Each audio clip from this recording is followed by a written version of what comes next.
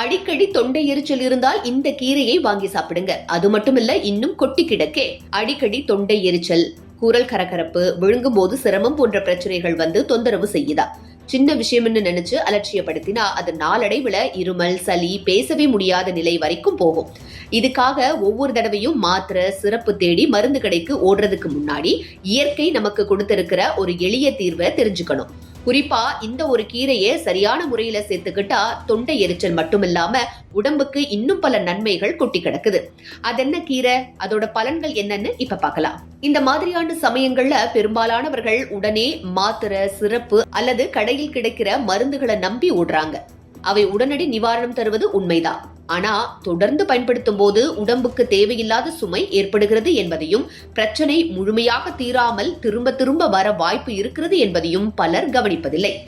உண்மையில இதற்கான எளிய தீர்வு நம்ம வீட்டிலேயே இருக்கிறது என்பதே பலருக்கு ஆச்சரியமா இருக்கும்.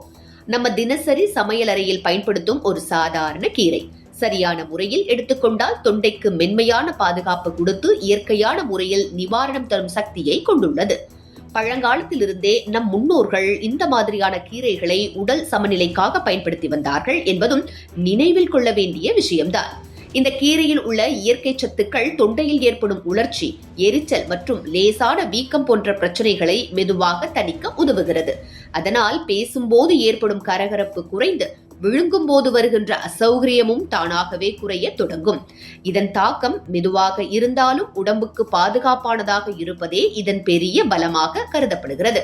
முக்கியமாக இந்த இயற்கை வழியின் இன்னொரு சிறப்பு என்னவென்றால், இது மாத்திரை போல உடம்புக்கு கடுமையான பக்க விளைவுகளை ஏற்படுத்தாது என்பதே.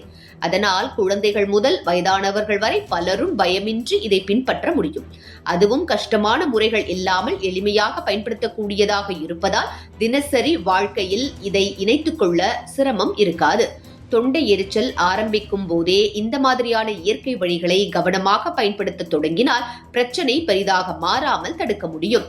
ஏற்கனவே பல நாட்களாக தொண்டை அரிப்பு, குரல் கரகரப்பு போன்ற பிரச்சனைகள் இருந்தாலும் பொறுமையாக தொடர்ந்தால் மெதுவாக நிம்மதி கிடைக்க தொடங்கும் என்பதையும் பலர் அனுபவத்தில் உணர்கிறார்கள்.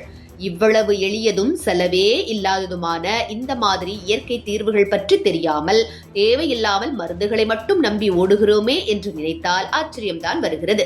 இயற்கை நமக்கு கொடுத்துள்ள இந்த மாதிரியான சின்ன சின்ன விஷயங்களை சரியாக பயன்படுத்த தெரிந்தால் உடல் ஆரோக்கியத்தை பாதுகாக்கவும் தேவையில்லாத செலவுகளையும் குறைக்க முடியும். இதுக்கான எளிய இயற்கை தீர்வு என்னன்னா, நம்ம வீட்டு முற்றத்திலேயே கிடைக்கும் துளசி கீரை தான். தொண்டை எரிச்சல், குரல் கரகரப்பை மெதுவாக குறைக்கும் சக்தி இதற்கு உண்டு. மருந்துகளை விட சரியான முறையில் துளசியை சேர்த்துக்கிட்டா ஆரோக்கியம் தானாக காக்கப்படும்.